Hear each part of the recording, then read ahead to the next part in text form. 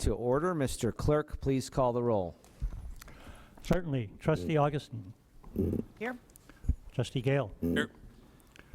Trustee Holder. Trustee Kotinik. Here. Trustee Kukler. Here. Trustee McCarty. Here. President Livingston.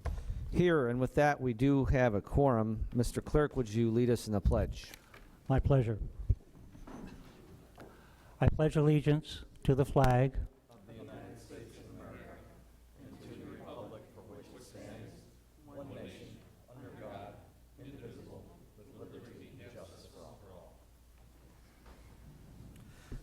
Item number 2, just a couple of announcements, mostly housekeeping.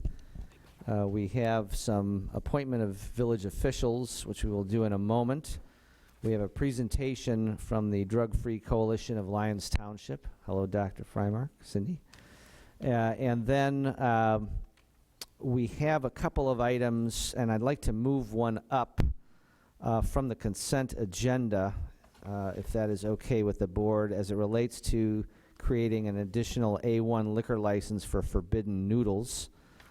We'll move that up in the meeting so they can get back to their craft of noodle making. So we will do that. A couple of other announcements. The Liquor Commission did meet earlier this evening to consider the A1 beer and wine liquor license for Forbidden Noodles at 50 South Grange Road. The Commission did recommend the issuance of the license. I want to thank Commissioners Kotinik and Kukler for their participation, as well as the village staff, and that is what we have here. We also, as is typical this time of year, cancel, unless needed, our village board meetings, the last one in July and the first one in August. So our Monday, July 22nd and August 12th meetings will be canceled unless business dictates.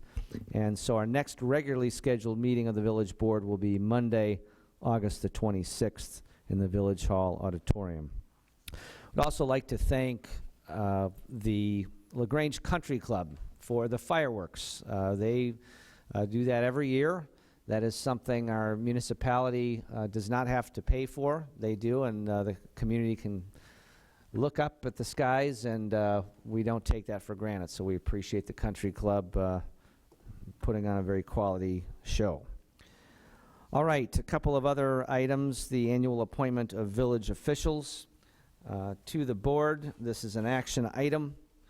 You have in your materials several appointments to be made. Let's see, let me get that going here.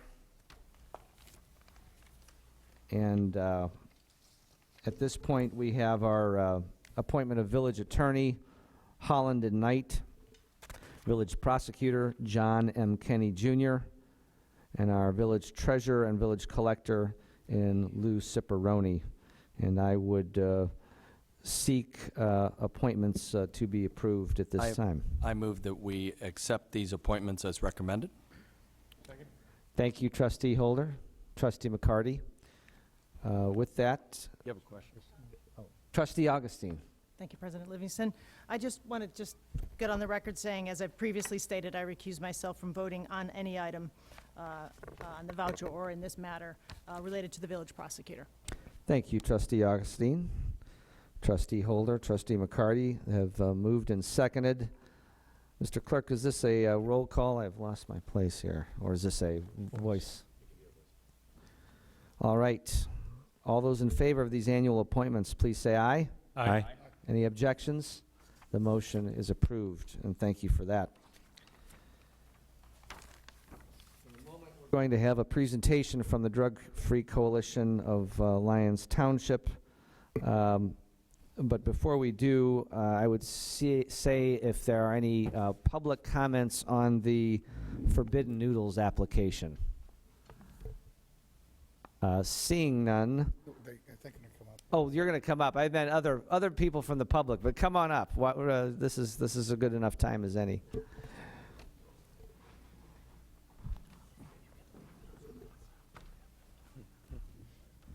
Good evening. Thank you.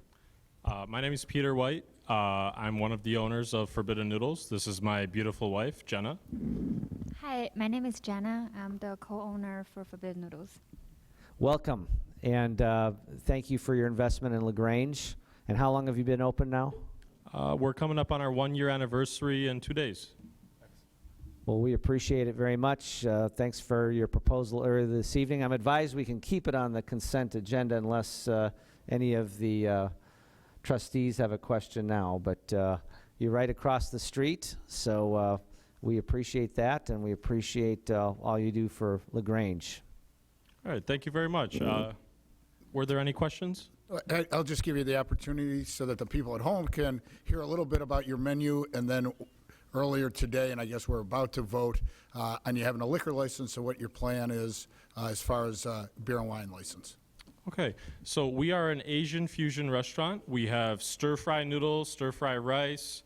We also have Japanese ramen noodles with pork, beef, chicken, whatever you choose. My lovely wife does all the recipes. She's awesome at it. It's delicious. When we're going to start serving alcohol, we'd like to pair some of the dishes with good sakis or beers, and that will be between the hours of 11:30 and 11 p.m. A little bit later on the weekends, probably 11 p.m. on weekends, 10 p.m. on the weekdays. Her stuff is really good. Her beef stir fry, pork tonkatsu. I really encourage everybody to come out and try it. So thank you very much for the opportunity. Thank you. And we'll be considering your matter, I guess, during the consent agenda, so you're welcome to go back to the restaurant. If something goes awry, we'll call you back across the street, okay? Thank you very much. We'll let you know either way. You're close. Thank you. All right. With that, let us move on to a presentation. And this is from the Drug-Free Coalition of Lyons Township, and one of their leaders and a LaGrange resident is here, Cindy Frymark. And we thank you, Cindy, for your dedication to the cause and to the community. And at this point, we would turn over the microphone to you, and we can have a dialogue after that if needed, or ask any questions. Great, So thank you very the floor much. is yours.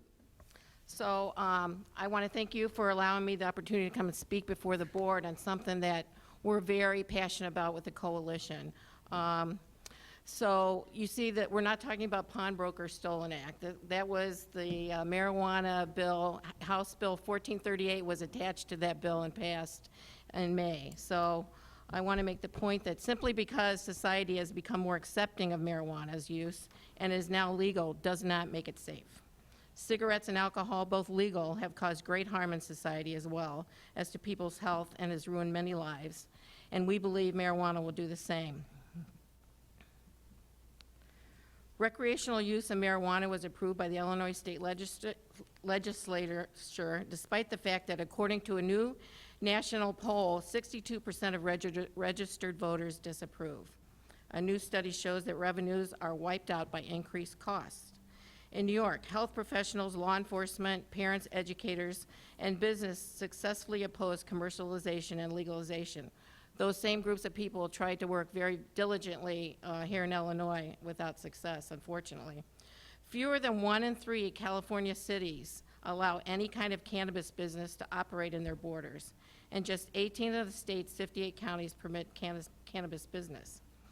So the law is here to stay in Illinois, and we are facing an industry selling highly potent marijuana products that represent a growing and significant threat to public health and safety.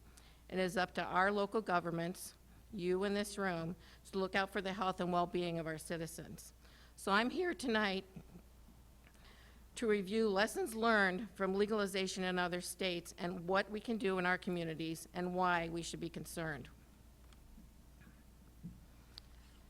We now have 6 years of data providing real-world evidence of the negative impacts of a legal marijuana industry on families and communities. During this time, it has become apparent that the goal of this new industry is to successfully convert young, casual users into heavy, more frequent users.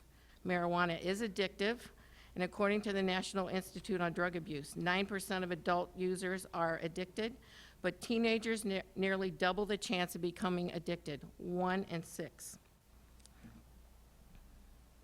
Did that move? Sorry. Early marijuana use more than doubles likelihood of illegal non-marijuana drug use later in life. Youth who use marijuana are more likely to use other drugs.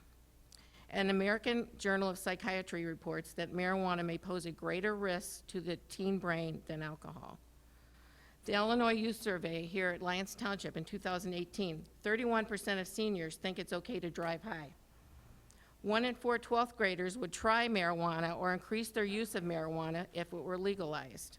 So here we are today with a legal addictive product. 1 in 4 teens. What if that is your child? Since the 1970s, the potency of marijuana has increased from 3.4%, I can't see. Did I just move that? I hope, yeah. Since the 1970s, the potency of marijuana has increased from 3 to 4% to as high as 30%. THC potency today is 11% for the flower and 55% for concentrates. In some states, THC potency can be as high as 98%. Currently, in the Illinois bill, there's no restriction on the THC potency. They're waiting to hear from the Department of Ag to determine that. The Netherlands and Canada, though both, who we tend to look up as to the model for legalization, both have limits on their THC potency.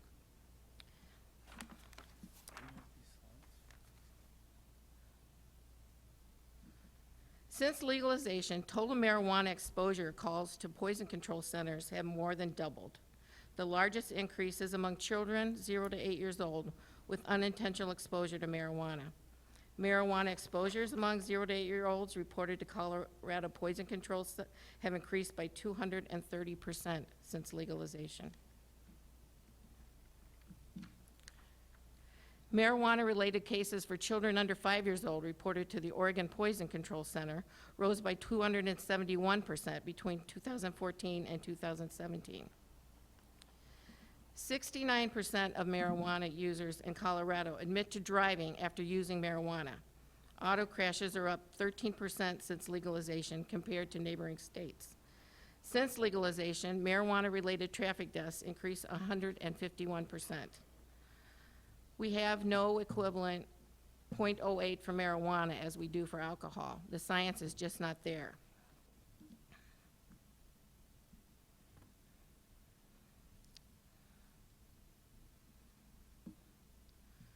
I think you all are aware of the teen vaping epidemic, and now they are vaping marijuana. Given the national attention to depression and suicide in young adults, this alone should give everyone with a responsibility to public health and safety a good reason to prevent retail sales. Illegal distribution of marijuana via the black market continues.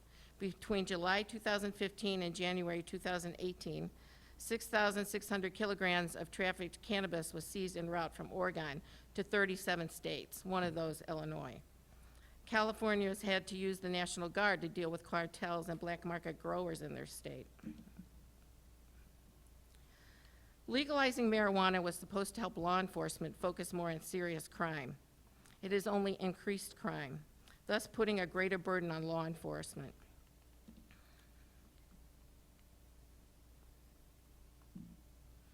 Contrary to popular opinion, we are not going green in the U.S. I mentioned these before, the percentage of counties opting out. And Michigan is experiencing a similar large number of communities opting out of marijuana businesses in their communities as well.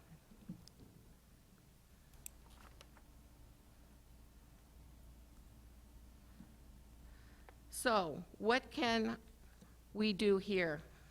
Even if you directed all of the marijuana tax revenue to prevention, it's not going to be enough to mitigate the damage that legalization will do in terms of access, availability, and perceived risk of harm. We just reviewed the data from the other states that proves just this. So legislators legislate to influence behavior, to encourage or discourage certain behaviors. We have strong deterrents for things like murder, arson, rape, and theft because we want to discourage that behavior. The same rule holds true for drug use. Our two legal drugs, alcohol and tobacco, are far and away the most used substances in the country. In states with commercialization, we have seen use rates sharply increase in the young adult demographic. By changing our legislation, by removing deterrents, the Illinois legislature just said loud and clear that we want more people to smoke marijuana, more high people driving, more high students, and more people addicted to marijuana. So by taking the next step and adopting an ordinance, which the coalition strongly recommends and would be happy to help you with that process, to prohibit any marijuana businesses in any manner or form, our community can send the message that public health and safety matter above revenues. Simply stated, more access means more use. Less access, less use. I don't think we need this in LaGrange, so. All this information was in your package you got before this presentation. I'm happy to answer any questions at this time. That was very helpful to have that ahead of time, so we appreciate your organization there. I'll open it up to trustee questions. Later in our agenda this evening, we have an item on this matter, and it's really to occupy the space so that until such time the village understands what its responsibilities are on this, we sort of hold any decisions about somebody who wants to take up residence here in a shop or something. We've had issues like that in the past in what I would call an interim period. So that's all that it is this evening, and we'll be taking that up under current business. Questions for Cindy at this point? Trustee Holder. Just curious, the data is very good, and thank you for your presentation. And by the way, my sister-in-law is a veterinarian in Colorado, and I can't tell you how many dogs she treats who haven't eaten the gummies. And, the symptoms are pretty straightforward. So the question is, you've shown a lot of California data, but Colorado was the first, and I'm curious, is that data more persuasive or less, or just less available? It's very similar.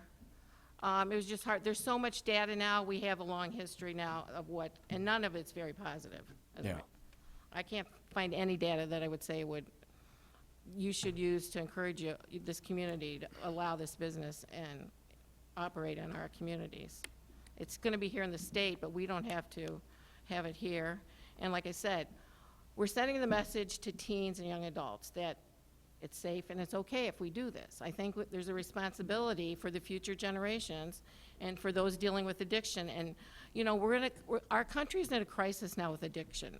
Almost everybody who uses opioids, heroin, cocaine started with marijuana and alcohol. That's just the facts. That's all the addiction and prevention specialists will tell you that.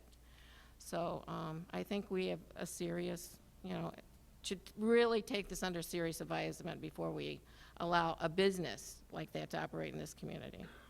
Thanks. So, but I can get you more from Colorado. I think there's just a new data out there recently too. I'd be happy to give it to you since you. No, I was just curious if it was radically different. You've seen it all, and if it's Yeah. not different, then you've been persuasive the way it is. Thank you. Other questions or comments? Yes. Trustee Augustine. Well, thank you for doing this. It helps. Your packet is very complete, and I haven't looked through every single line, but quite a bit of it, and I intend to finish up. We're not voting on anything tonight, we're discussing, but it's interesting for me because I have a going to be second grade son. So he will grow up in the environment where marijuana is legal, and it's not like when we grew up where alcohol had been legal for a long time. Parents kind of knew how to handle that. So it's going to give me great concern where we go with this because he will grow up in this environment. And I kind of like the idea of helping deter him by saying, well, it may be legal, but not in this town. So it's certainly something that we'll all give great thought to. I think a lot of us here have kids who will be growing up in it as well. Thank you. Thank you, Trustee Augustine. Other questions or comments at this point? Thank you for your We time. I appreciate the really time and the appreciate it. information. We do try to educate ourselves thoroughly on all these And topics. again, I'm going to offer the coalition. We have been working with other state coalitions around the state. There's a fairly large consortium of coalitions doing the same thing that I'm doing here tonight. So we're happy to help the board and whatever information they need, or providing other speakers to help guide you on this decision too. Thank you. All right, at this point, I would ask Andre if there is a manager's report.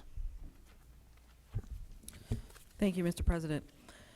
Work continues on Ashland Avenue to install a new water main below a 54-inch brick sewer in the Ashland Avenue-Cossett Avenue intersection. The work started this week and requires the closure of the intersection for up to 4 days due to the size of the excavation required to install the water main. Please use caution when driving through the area and obey construction signage. More information regarding the project is available on the village's website at www.villageoflagrange.com. Thank you. Thank you, Andre. Any questions for Andre from the board?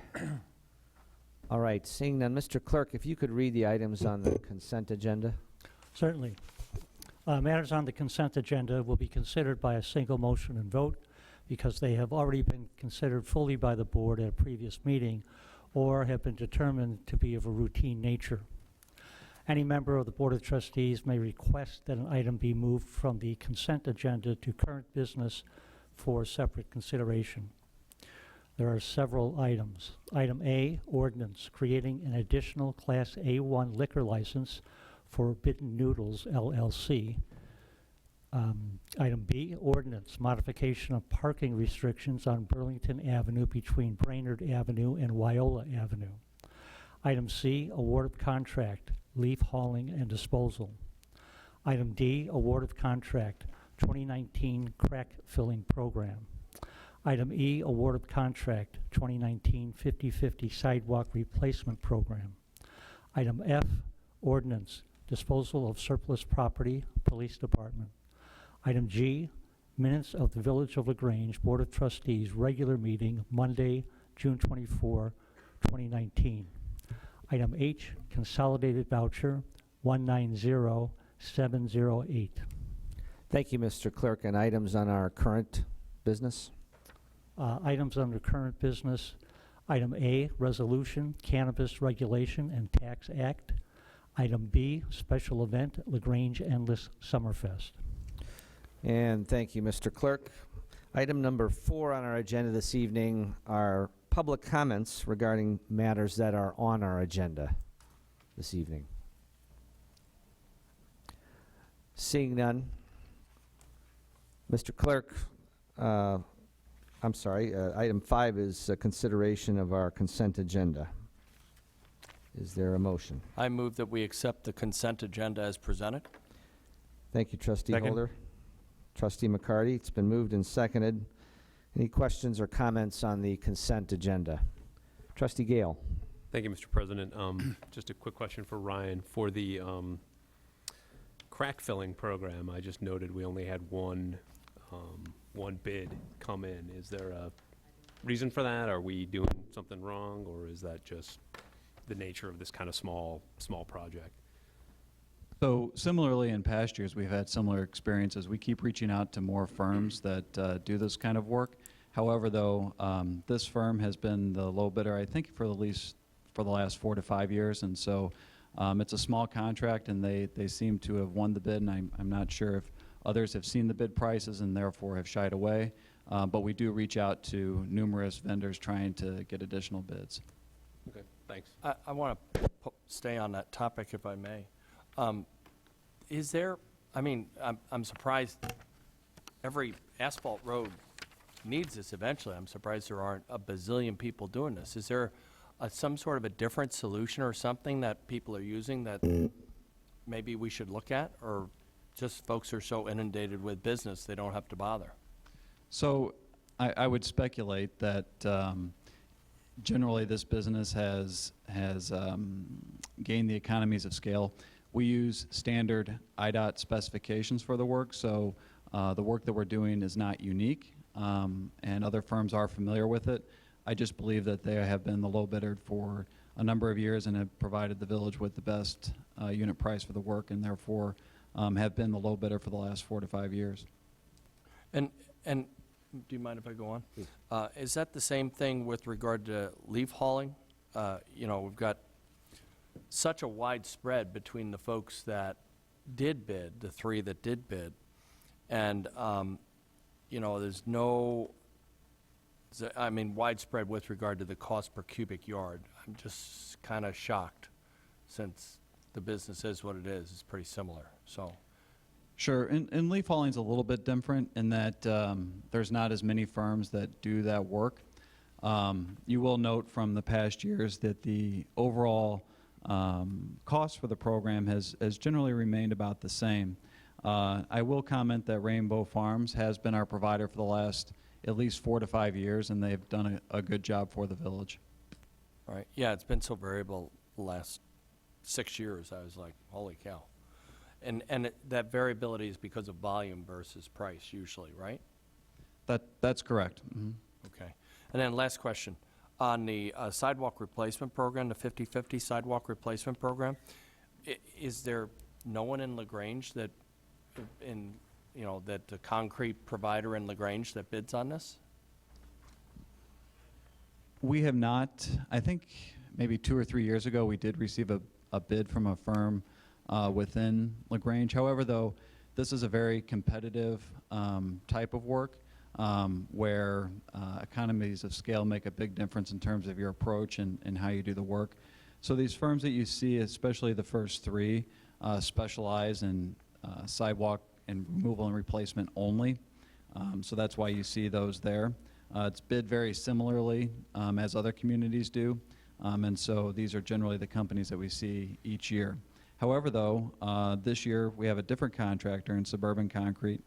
We did check references, and those all came back positive. Who was it last year, Shorter and Shorter? It was Globe last 2 years, I believe. Was, okay. All right. Thank you, no further questions. Thank you, Trustee Holder. Trustee Augustine. Thank you, President Livingston. Ryan, one more thing for you. In the village, in the downtown area, maybe 4 or 5 years ago, we had a company come in and we graded the pieces of sidewalk that had kind of risen up and posed a trip hazard. And remember, they were in town for a week and smoothed things out. Rather than replace the whole sidewalk, it made for maybe a quicker fix, maybe a less expensive fix. I'm not sure. Is that an option on the residential streets? Would that be cheaper? Why don't we do that? So that is something actually we're looking into right now. The past couple weeks, I just met with 2 firms that do the sidewalk saw cutting as a way to take care of sidewalk deviations rather than doing a removal and replacement. So we're looking as a pilot program to get quotes from these firms so that we can test it out. So for example, if we had a trip and fall in the village, we might be able to send out this firm to take care of the deviation rather than going and filling it with asphalt and then coming back later. One thing that we might consider, assuming that the prices come back for consideration as part of the capital projects budget, is whether we should consider that as a replacement for the traditional sidewalk 50/50 program. I think ultimately, my speculation as to what would occur is that we would probably have both programs. We'd probably have a 50/50 program because sidewalk saw cutting won't work for all cases where you just have some deteriorated sidewalk. But where we do have deviations, there's a strong chance that the cost would be less than the traditional 50/50 program. Saw cutting doesn't work for every condition. When you have a deviation, say over 2 inches, it still has to be removed and replaced. Thank you. Thank you. Other questions on the consent? All right, seeing none. Mr. Clerk, roll call vote. Trustee Kukler. Aye. Trustee Kotinek. Aye. Trustee Gale. Aye. Trustee Augustine. Aye. Trustee McCarty. Aye. Trustee Holder. Aye. The motion is passed. The consent agenda is approved. Item 6, current business A, resolution, Cannabis Regulation and Tax Act. Refer to Trustee Gale. Thank you, Mr. President. On June 25th, 2019, Governor Pritzker signed the Cannabis Regulation and Tax Act, which legalizes the sale, possession, and use of cannabis for recreational purposes in limited quantities by persons 21 years and older, beginning January 1, 2020. The Recreational Cannabis Act sets tax rates on both wholesale transactions by cultivators and retail sales by dispensaries. It also authorizes counties and municipalities to impose local taxes on retail sales. Unlike medical cannabis, the Act allows municipalities to prohibit recreational cannabis facilities if it chooses to do so. As with medical cannabis, the Recreational Cannabis Act provides, for now, a limited number of licenses that the state will issue for cultivation centers and dispensaries. It is anticipated that the majority of the current medical cannabis facilities will apply to the state for early approval licenses to allow those dispensaries to serve both medical and recreational cannabis markets starting January 1st, 2020. In addition, existing dispensaries will be permitted to apply for a secondary site license, which could double the number of licensed recreational dispensaries in the state. After that, the state will have authority to issue up to 500 total dispensary licenses on a staggered basis through 2022. Under the Recreational Cannabis Act, a municipality may prohibit or significantly limit the location of recreational cannabis businesses by ordinance. The Recreational Cannabis Act itself prohibits a new cannabis dispensary from locating within 1,500 feet of another dispensary. It is not clear, however, whether a municipality may impose a longer distance. If a municipality chooses to permit recreational cannabis dispensary within its borders, then it may designate the zoning districts within which cannabis businesses may be allowed as a permitted or special use and enact reasonable zoning regulations such as standards for off-street parking, signs, separation from residential uses, and hours of operation, among other things. In addition, the Act appears to give municipalities broad authority to prohibit on-premises consumption, thus avoiding cannabis cafes.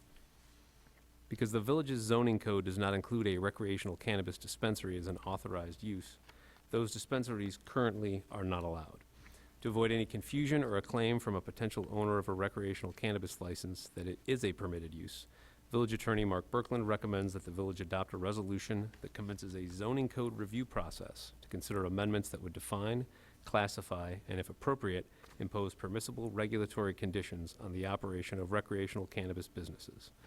This process would be similar to the process that was undertaken in 2013 when the village studied zoning provisions related to medical marijuana dispensaries. This process would not in any way obligate the village board to approve recreational cannabis in any form. The proposed resolution authorizes and directs staff to begin a process of developing appropriate potential amendments to the zoning code and directs the Plan Commission to notice a public hearing regarding those potential amendments within the next 90 days. The resolution also would place current medical cannabis license holders on notice that a recreational cannabis business currently is not allowed within the village. Staff recommends that the resolution be approved, and I move for acceptance of the resolution regarding the Cannabis Regulation and Tax Act. Second. Thank you, Trustee Gale. Thank you, Trustee Kutinek. It's been moved and seconded. Questions or comments on the motion?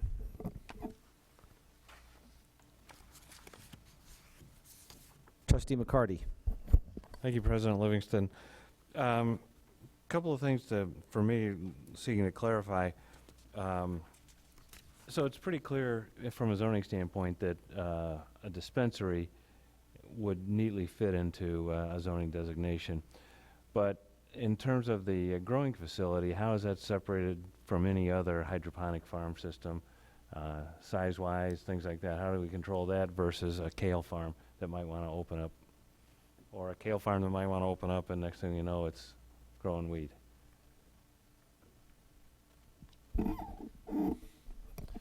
I'm not sure I can completely answer the question, but for purposes of the village, that kind of cultivation facility for recreational marijuana does not apply.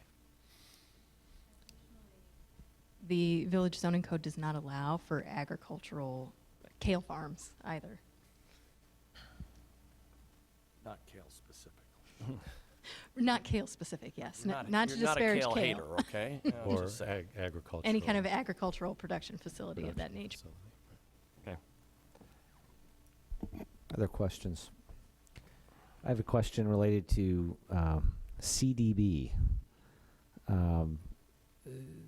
Could you, Mark, go through the provisions of our zoning code if somebody wanted to open a store with a marijuana or cannabis leaf in our downtown? Are we protected from something like that?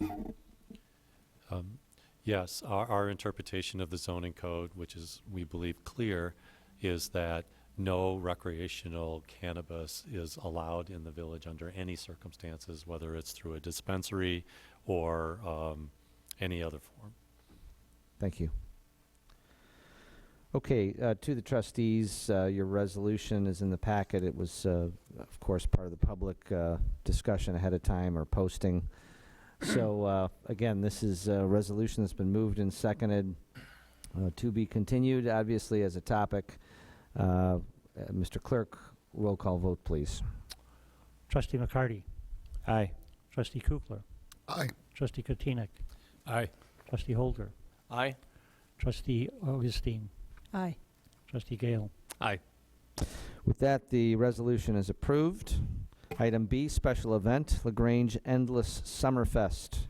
Referred to Trustee Kotinek.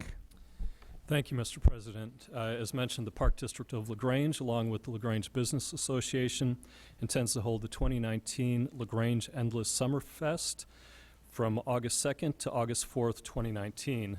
Similar to past years, the event will include carnival ride, food, drinks, live entertainment, and fireworks.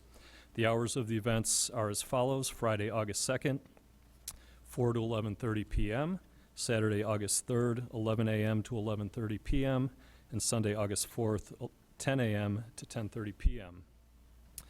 As the events will be located in Gordon Park, the Park District and LGBA is seeking village approval to use the Locust Avenue right-of-way and municipal lot number 14 for event operations.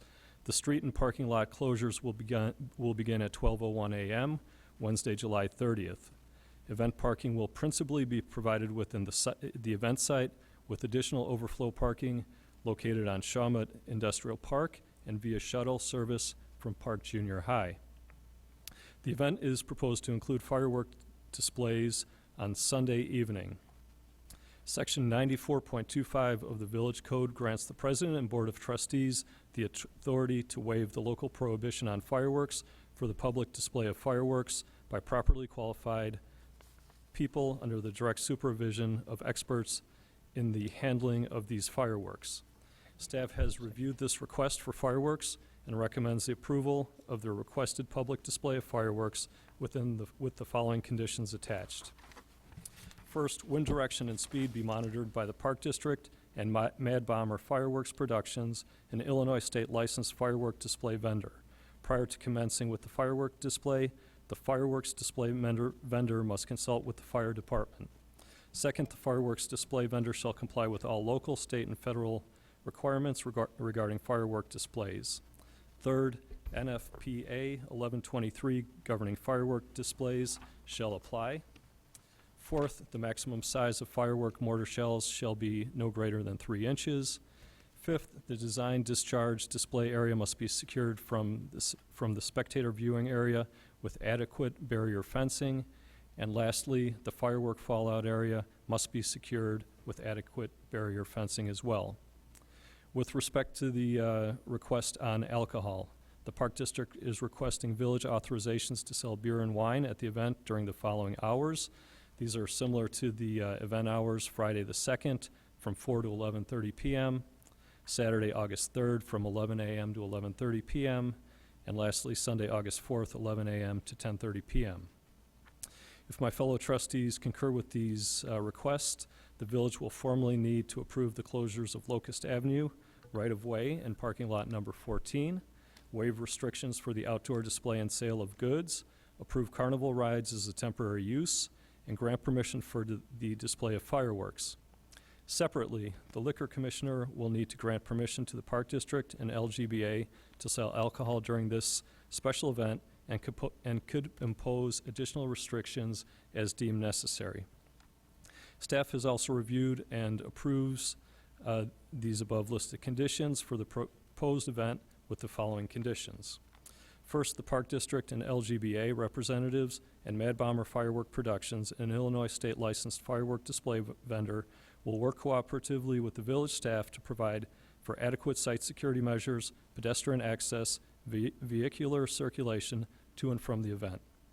Second, police officers and event hired staff will assist in controlling vehicles and pedestrians arriving and leaving the event.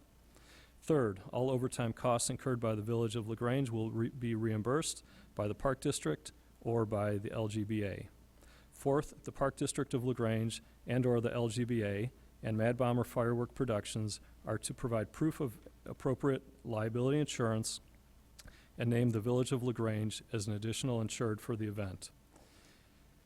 Fifth, a hold harmless is to be signed by the Park District, the LGBA, and Bomber Firework Productions, holding the Village of LaGrange harmless. And last, adjacent property owners will be notified of the event in writing at least 2 weeks prior to the event. Dean, I see you hiding in back there. If you have any other comments in addition to what I've read for the record, or Mr. Palmer? No? Okay. In that case, I would then like to propose a motion to the floor for the Park District of LaGrange and the LGBA to approve their request to hold the 2019 Endless Summerfest based on the previously mentioned conditions. Second. Thank you, Trustee Katina. Thank you, Trustee Holder. It's been moved and seconded. Any questions or comments on the motion? Seeing none, Mr. Clerk, roll call vote. Trustee Augustine. Aye. Trustee Gale. Aye. Trustee Katina. Aye. Trustee Holder. Aye. Trustee McCarty. Aye. Trustee Kukler. Aye. With that, the motion passes, and thank you. Thank you to the Park District. Dean, you're a great partner, and we wouldn't make it without you with Endless Summerfest, so thank you for that. We'll look forward to it. Meet our new fire chief, Vavra, over here, and thank you, Steve Palmer, as well. All right, that is the end of our current business. Item number 7 this evening, related to public comments regarding matters not on our agenda this evening. Hello, my name is Wally Lewandowski, and I live on the 400 block of 9th Avenue. And I have safety concerns regarding the intersection of Goodman and 9th Avenue. This is a heavily traveled pedestrian area due to the park that was added in front of Meadowbrook Manor, and also due to the fact that there's the crosswalk to cross 47th Street at the end of the corner. Also, the school bus stops at the corner of that intersection, and there's a lot of those pedestrians are children as they go to the park. I think the reason for this is twofold. This is the area of LaGrange where Meadowbrook Manor is completing its major renovation, and the Mason Point development is just beginning. And the pedestrian traffic will only increase as the village welcomes an additional 200+ residents to that area. I think the reason for the congestion is due to the parking lot of Meadowbrook Manor. They have a parking lot on the south side of the building that is signed and designated as an entrance only, but that is not the way it's used. Employees frequently exit westbound, usually without even stopping into the area. Also, that area gets used as a street as neighborhood people cut through it as a shortcut. This is exasperated by the fact that employees park on the 400 block of 9th Avenue near this intersection. It makes for a very congested intersection, and I think it's an accident waiting to happen. At a village meeting regarding the Mason Point development, another resident brought up the suggestion for a third stop sign to be added on Goodman Avenue as you travel east, and that was added, and that has helped. I think it would help if the white zone marking was added as a visual cue to people to stop, because sometimes people aren't used to that yet, and they frequently go through the stop sign. So I think the real issue is Meadowbrook Manor with that parking lot. It's used as a two-way street, which it shouldn't, and the congested parking on it. In terms of a solution, I think a couple of things. I think ideally that entrance would be closed, as it in no way serves the community itself or the residents of that area. And if there are safety concerns for emergency vehicles entering or leaving the facility, I would suggest that it needs better signage, and the parking spaces would need to be angled, so as employees enter it, they would be forced to park on an angle, which as they leave, it would make it very difficult for them to exit going westbound. Okay, thank you very much. That's helpful, and the specificity is appreciated. I hear pens scribbling vociferously here as well as my own. So I think this is something we need to huddle on. As the village knows, we have, with feedback as it relates to safety, particularly in school zones, imposed restricted turning. We've added stop signs, stop lights on one occasion. So oftentimes you're the best judge because you live there, you're closest to the situation. Sometimes we can't do it because there's other rules and there's mobility issues, but you've given us something to take in with great suggestion here. So we appreciate you taking the time to do that, and we will get back either way. Okay, Quick, thank you. quick question? Oh, Quick please, question? yeah, thank you. Hang on just a second. What about the employee parkers from Meadowbrook Manor? We had gotten a complaint before about them parking on the street, particularly during the construction when there wasn't a lot. Has that cleaned up? Are we still getting complaints about that? Yeah, I've been told by them that they're told they can park on the street by the facility manager. That they were told that they can park on the east side of 9th Avenue. There's frequently between 7 or 10 cars there every day.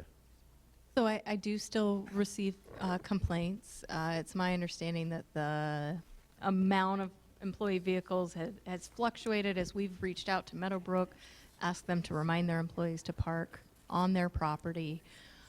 There were a couple of people who were contract service professionals that provided services at Meadowbrook but weren't Meadowbrook employees themselves that got parking tickets over the winter. So it is something that we've tried to continue to reach out to Meadowbrook and encourage them to be proactive. It's my understanding they have signs posted in their employee break room encouraging people to park on their property. Although, of course, if the vehicles are parked per the on-street parking regulations, then there's no offense that we could ticket. As they finalize that final phase of the demolition of the older part, is there any plans to add more parking? No, the parking is complete and in its current state.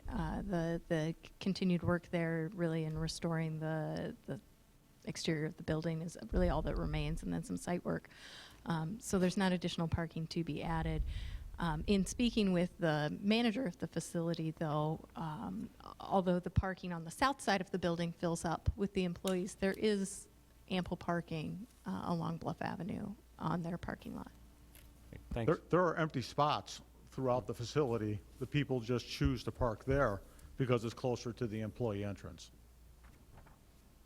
And Charity, will the folks that are working on the construction site now south of that, will they be parking on site? Correct. Okay. So we won't have to worry about more compounding, as we go project to project. Thanks. Thank you, Trustee Holder. Other questions? Thank you, Mr. Lewandowski. Thank you. Appreciate your time. We are still on item 7. Thank you. I am Sue Pitts. I have been in touch with many people in the village since December of 2016 about the parking garage. It is absolutely dangerous anymore. Last night was the ultimate. For an hour, screeching tires, revving engines, squealing across I believe the 3rd floor. I've been told that there's car clubs that meet up there. I also have been told that my neighbor said there were 3 cars there one night with their hood opens and lots of spectators. It's just terrible. I live directly across the street. I cannot sit and have a peaceful evening. It used to be Friday, Saturday, and Sunday. It is every night of the week. It could start at 5 o'clock. It could start at 6 o'clock, mostly from 8 till 11 or 12 at night. Last night, I was so frustrated. It was an hour long, from 10 until 11. I finally called the police because every time we call the police, by the time they get there, they're gone. So nothing has been resolved. 3 years of this nonsense. I'm surprised somebody has not been hurt in that garage. My neighbors don't want their families to park there because it's dangerous. And it's upsetting to sit in your own living room and not have a peaceful evening, even with windows closed and air conditioning running. It's sad. Please, please, do something about it. Thank you. I have my notes from 3 years. I'd be happy to give them to you. Well, we are very sorry for your experience. I think, Trustee Kugler, you and I were standing after a meeting a while back, and it gets loud. And we did stop the one kid, but I'm afraid that I can't stand in the parking lot 24/7. But the police have been very responsive, so we know that we need to pick it up based on your feedback because there's an echo effect that happens, and we certainly don't want that. So thank you for raising and elevating this, and we will enforce appropriately, and let's see how things go. It's difficult because we've got a lot of angles we cover in the village, as you know, but we hear you, and we'd like to do something about it, if at all possible. I hope so. Thank you. Thank you. Don't we have new high-def fiber optic link cameras in there that can listen also? Okay. Andre, you want to? I would actually turn it over to Ryan. He can give a report on the status. Sure. So Chief Bluter and I have been working on this project. Public Works has been responsible for pulling in all the new cable, including connecting the parking garage to Village Hall with the new fiber so we can take advantage of our new fiber optic system. We're probably, well, we're 100% done with pulling all the new cables for the new digital cameras. We have the fiber optic installation scheduled for the next couple weeks, and once that's installed, I believe the camera vendor is ready to put in the new cameras, so probably within the next month. And these are cameras that allow you to hear too, right? No audio, just video. Correct, just video. Okay. Ryan, are these the similar resolution that I've seen at your Public Works facility? To the board, wow, these are good cameras.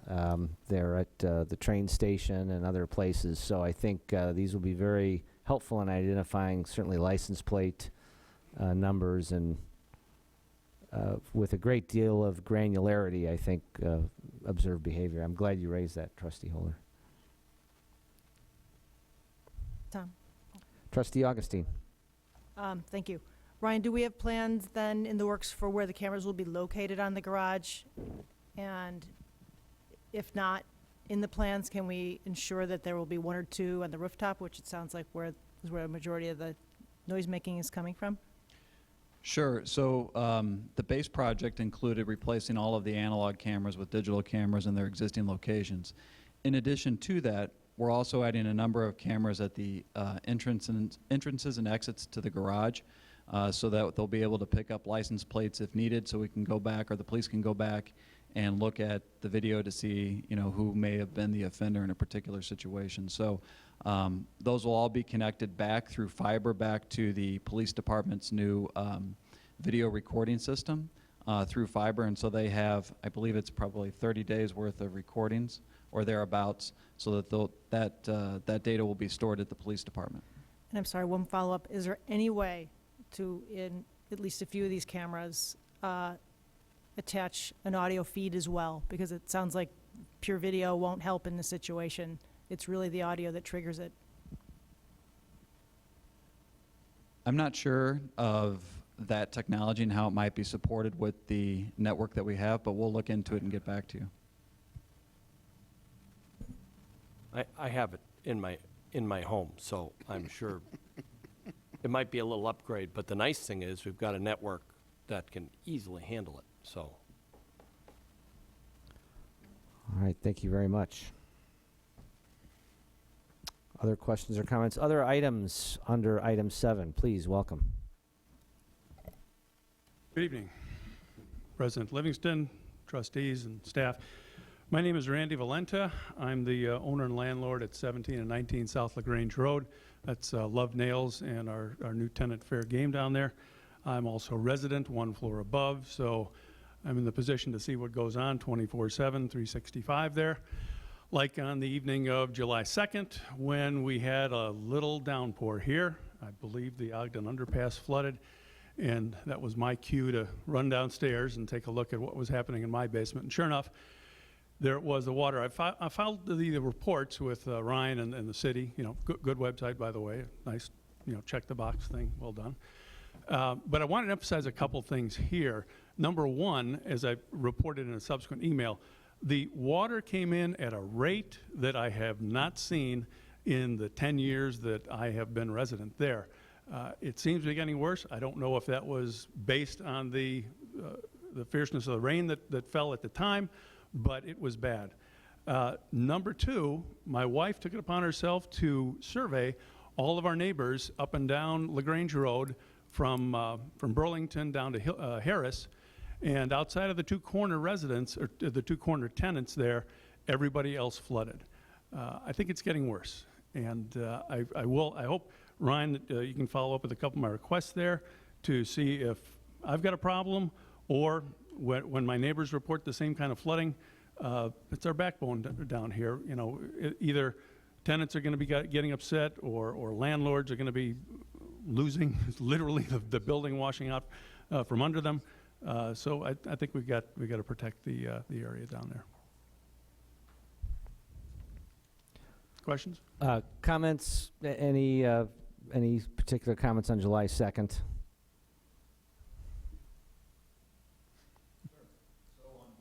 Excuse me. There we go. So on July 2nd, we did have a significant rain event. It was a short duration, high intensity event, and we've seen in the past that those events have the biggest impact on the village's sewer system in terms of reaching capacity and causing flooding. I just received the information today about LaGrange Road, so we'll be looking into that. And we did receive several reports about combined sewer backups within the village. We did have flooding in our normal depressional areas underneath the Ogden Avenue Bridge at East and 47th. However, though, the event wasn't as severe as other events back in 2014 or 2010. Okay. I'm glad you raised it. I will say that this is something we meet weekly with the MWRD. This is something that we have added to the capacity in LaGrange since some of those storm events that Ryan did mention. We take it personally. We don't like it. We get mad.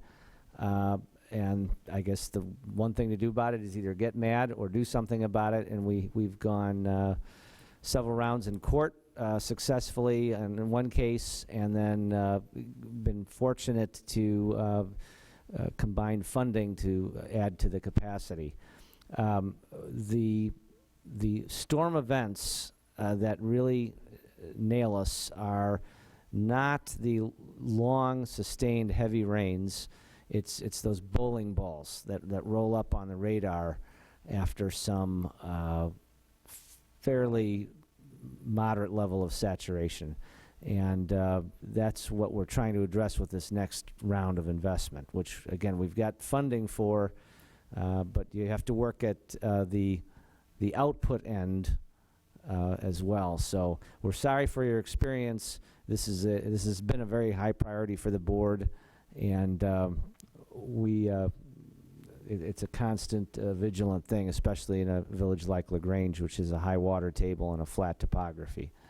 No excuses, just that's the hand we're dealt. So appreciate you coming and elevating it. Appreciate you listening. Thank you. Trustee Holder. Do you have overhead sewers? Is it flooding even though you have an overhead sewer? No, the flooding is coming in from the ground. It's seeping up through cracks, through mortar in the sides of the bricks. I've got a brick foundation. Okay. So it's coming from the water table. Okay. Yeah. And one more thing, Ryan, that's the storm where we had 2.2 inches, but in one 1 hour period we had almost a full inch. Is that correct? Yes, this storm, what we tracked it as was a 5-year rain event.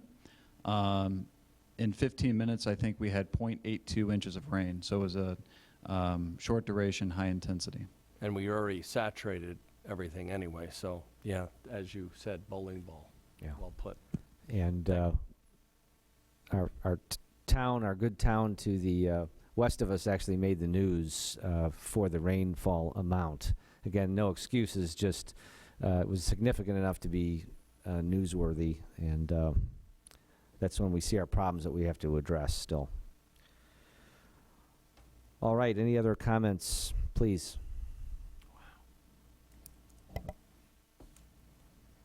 My name's Elizabeth Crew, and I've lived here on the 400 block of 7th since, well, for about 24 years. I'm here to oppose the video gaming. I've emailed, I believe, all of you on the board. I did a little research on the Illinois... May I ask if you could put the microphone a little bit closer so we can hear you? Is that good? And Is that better? that'll help with the camera as well. Thank you. So I did a little research on the Illinois website that lists all the gaming facilities, and I looked at our neighboring towns, and I picked out the places that are restaurants and not just gaming facilities. And there are 25 facilities, 25 restaurants within a 3-mile radius of Village Hall that have these machines. And one is only a mile away, the other are split 2 and 3 miles away. So what that tells me is that the market is saturated, these machines are ubiquitous, and we don't need them here in LaGrange. Thank you. We will be having conversations. We haven't set a date for a vote on something like that. We're going to inform ourselves. Obviously, we're not meeting until August, so it would probably be September if we actually conduct a vote. And we're still... That'd be great. Doing it in August would mean a lot of people would be still out of town. Yes. And that wouldn't be good. Right. Yeah. Okay. So it's possible in September we could be discussing recreational cannabis and video poker in one meeting. So that's going to be the mother of all meetings. Right. It'll be the addiction meeting, maybe. All right. Thank you for taking the time. Other comments on item 7 on our agenda? We do appreciate it. Item 8, trustee comments. Trustee Holder. I just wanted to let you know, and with regard to your comments opening, Tom, with regard to the country club fireworks, that is a beautiful thing that they do, and since they go high in the sky, a lot of folks in the area benefit. LTL does a great job in Wyola Park playing along with it. This year, a number of people might have noticed there was quite a delay, and I just wanted to let you know the reason for that was because, unfortunately, one of the men on the crew succumbed to the heat. He's okay, but he was taken to the hospital, and finding a replacement with all those licenses that Mike Kotinik spoke about with regard to the endless summer, it takes a little bit, especially on a busy night like that. So it went off, but with a delay, and luckily the guy's okay. Thank you for that, Trustee Holder. Other comments? Trustee McCarty. Thanks, President Livingston. It's good to see such participation. You know, often we get here and we look out and there's no one there but the cameraman. So thank you all for coming and sharing your views. It's always helpful to hear that those comments and what's going on in the village, especially for me the racing in the parking garage. I have noticed more, and it was interesting to hear that it is more bothersome than I had thought it might be. The other thing that my interest is piqued by our resolution regarding cannabis, and wondering if perhaps something like that isn't a solution for our ongoing problem with overbuilding and the meaning of the meaning of self-made hardship and the clarification of hardship. Could we come up with something like that to give direction, specific direction back to the ZBA on what those words mean and how they should be interpreted? You covered a lot of ground there, but Andre's writing it down for the minutes, so he jumped to the ZBA. Duly noted, Trustee. Thank you. Any other trustee comments this evening?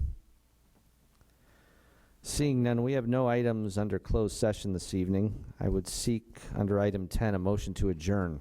So moved? It's been moved. Second. Moved and seconded. All those in favor, please say aye. Aye. Aye. Any opposed? We are adjourned until August the 26th. Thank you.